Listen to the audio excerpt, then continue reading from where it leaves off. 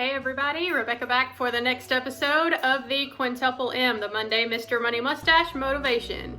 Today is episode 53. This comes from Mr. Money Mustache's blog post from September 28th, 2011, titled Get Rich with Moving to a Better Place. As always, I will have this blog post linked down below if you would like to go check out his blog and see what people have commented on this article. If you are unfamiliar, Mr. Money Mustache is quite the popular FIRE blogger, Financial Independence, Retire Early. And I enjoy his content, so I like to share it on my channel as well. Let's dive right into this article. If you're like me, you currently live somewhere. But can you explain why exactly you live there? For most people throughout the history of our species, the reason they live somewhere is because they were born nearby. And the reason they were born there is because their parents were born nearby. Very rarely, a brave and enterprising person will make a big move to a whole new place in search of wealth or happiness. Some of your ancestors did that, forming an interesting chapter in your family history. And maybe even you have done that in your own lifetime, and you're currently living far from where you were born, probably because of a bold personal choice you made. Good for you. I'm bringing up this topic because I am often amazed at the disparity in niceness between different regions of the US and of other countries and parts of the world in general. There are some areas which have drastically better weather or landscape or outdoor recreation, tax rates, job possibilities, mountains, oceans, lakes, beaches, you name it. And yet, as I study the areas with the best attributes, the cost of living in these areas is often completely uncorrelated with how nice they are. I like to make fun of the New York, New Jersey region because it is just amazingly expensive and crowded, and yet it is completely unremarkable compared to the rest of the United States. Humid summers, rainy and cold winters, limited access to wide open natural areas, all wrapped in a package of heavy regulations on small business owners like myself and shocking property taxes. Annual tax on a house like mine would be over $10,000 there versus the $2,300 that I pay now, even while the house itself would probably be a one-bedroom shack in my under $400,000 price range.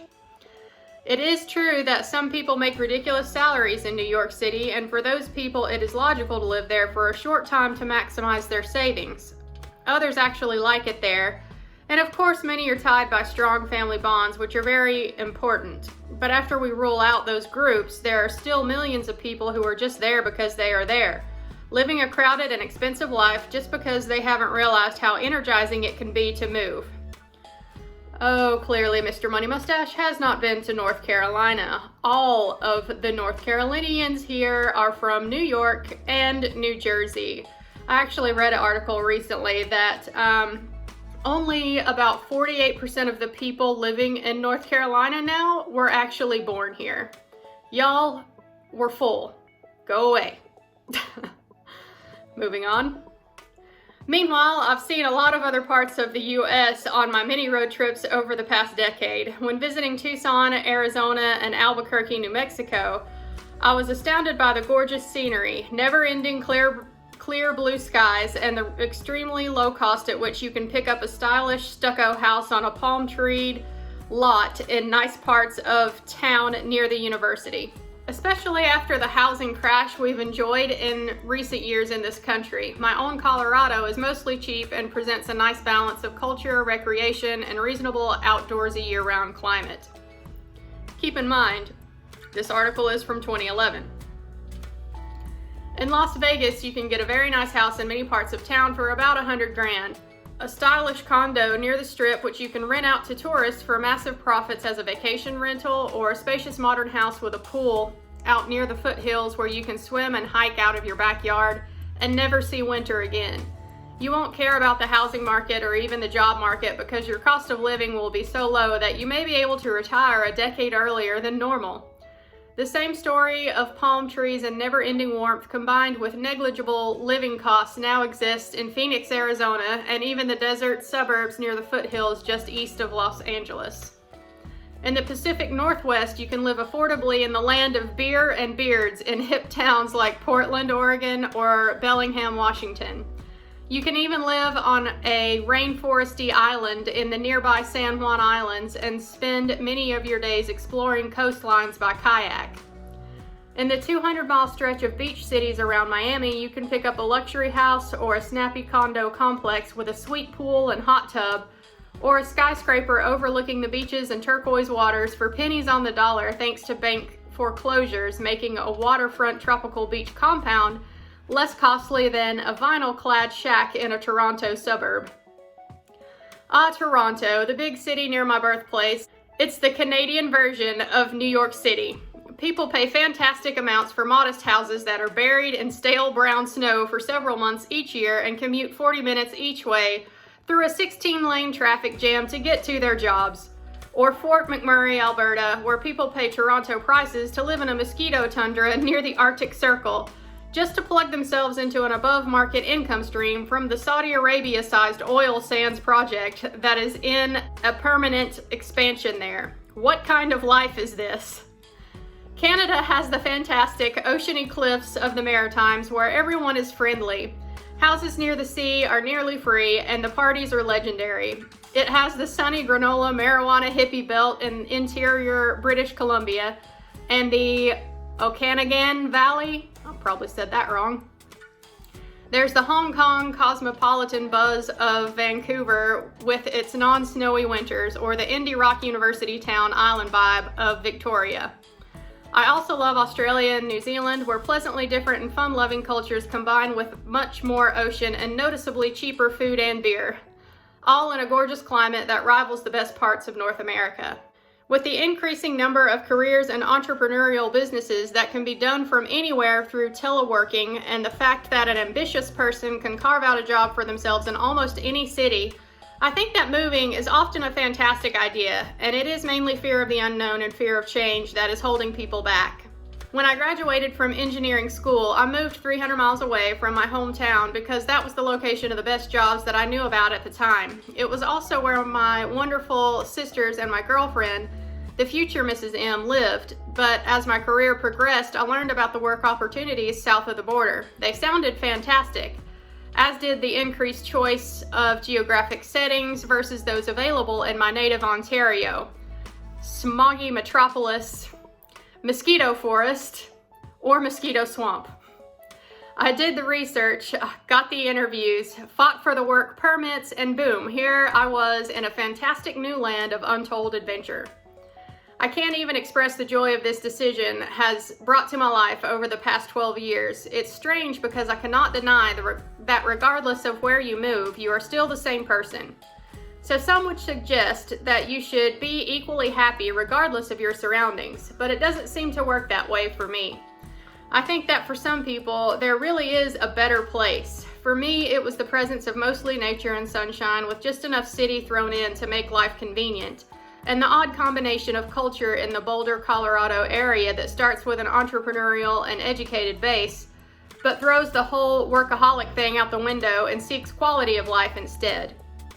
Sure, we still have douchebag consumerism and the odd clueless fancy pants daintily laying grocery bags into the back of an empty Cadillac Escalade, but it's drastically less than in other areas, and the much mentioned pressure to compete based on material possessions seems to be non-existent in the area I live myself. And let's not forget the economic argument to moving.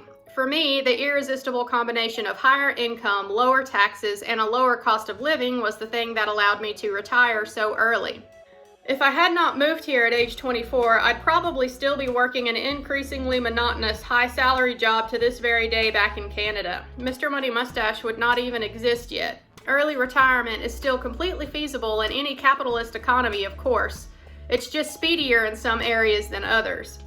So the combination of geography, climate, culture, and economy is what makes me happy in my particular better place. I do miss my family, especially when I read the emails about casual get-togethers that I missed out on because of living 1,700 miles away. But we were always a far-flung family who got together only a couple times a year anyway. With the new model of making a 6-week visit every summer, we get almost as much visiting time without having to give up the benefits of the better life when not visiting. Moving is easy when you're young, fresh out of college, and with no kids. It is mostly in the minds of those people that I'm trying to plant these ideas. Considering new cities is like reviewing a broad and exciting variety of new dishes and deciding which one to eat. I highly recommend doing this type of dreaming and strategizing when you are young. My own way of browsing involves reading best places to live lists, touring the country and the world in person, and virtually flying around to check out the terrain and the bike paths using Google Earth, and the house prizes and hoods using Realtor.com. The ultimate human-friendly city in my own view is one with a population between 50,000 and 200,000 and a compact and bikeable footprint, separated from neighboring cities by actual cows and fields, as opposed to the fake cities that exist by the dozen on the sides of giant cities. Denver has Lakewood, Inglewood, Centennial, Aurora, Westminster, and a bunch of other silly non-cities attached to it. It should all just be called Denver. But you have to drive for some time and pass a number of different crops and animals before you reach the distinct cities of Boulder and Longmont, for example. The distinct city status ensures that you'll have everything you need right in your own town, and yet you'll be able to hit the streets and very quickly end up in the country, soaking up open vistas and black starry skies, even without resorting to car transportation. Your cell phone will have data access, FedEx will deliver your Amazon packages efficiently. But yet you'll never find yourself paying to enter a parking garage or waiting in an endless line for a restaurant. There's space for everyone in these person-friendly cities. For slightly older and more settled folks like the Triple M family, moving is temporary off of the menu. We want the lad to grow up in a stable place where the faces and friends stay the same from birth until high school graduation. And even the trees and hills and seasons become familiar through the span of his childhood. But Mr. and Mrs. Money Mustache have already got some more adventure moves planned for the many decades to follow in the future. Maybe we'll move to a different college town as part of helping our son earn in-state tuition and in another state. Maybe we'll try Hawaii or another tropical island.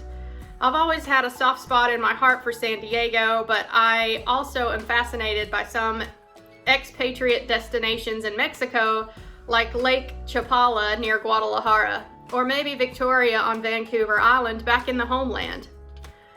You should live in whatever place works best for you, but you should be able to prove to yourself that it really is the right place instead of just being the place that you happen to be born. Great points by Mr. Money Mustache. This whole concept is known as geo-arbitrage. A lot of people in the FIRE movement will save up a significant amount of money and use geo-arbitrage to retire in a lower cost of living area. Our Rich Journey comes to mind. They retired to Portugal. Now, you don't have to travel outside of the country for geo-arbitrage. You can stay within the country. Like I mentioned before, all of the Yankees coming down here to North Carolina. So y'all can come down here to North Carolina. I'm just saying, don't be hating on our liver mush and our sun drop. So, when in North Carolina, do what the North Carolinians do. But yeah, geo-arbitrage is something to seriously consider, especially if you're young and you don't yet have children to tie you down in a certain place. Then yeah, moving can be a great thing. For us, yes, I was born and raised in Western North Carolina, and I'm still here, but it's not just because I was born here. This place really is home for me, and I wouldn't feel right living in another area. Also, thankfully, the cost of living here is relatively cheap. I mean, yes, we have a small house here. It's just a 1-bed, 1-bath, but we're on 4.75 acres. We have a small pond on our property. The whole property's fenced in. It's really nice here. I've got a pleasant mountain view off the front patio, and my yearly property taxes are about $700, a little less. And I bought this house in 2014 for $105,000. So thankfully, North Carolina is a pretty good place to live and work. Now, if you get closer to some of the metro areas, Charlotte, Raleigh, Asheville is known for its high real estate cost right now. So Even within a state, your cost of living can vary. But where I'm at, it's relatively cheap. So geo-arbitrage is something to consider if you're not super tied down, and it really can save you a ton of money and help propel you on your FIRE journey a heck of a lot faster. If you have ever considered geo-arbitrage, or if you've made a move to decrease your cost of living, let me know down in the comments below.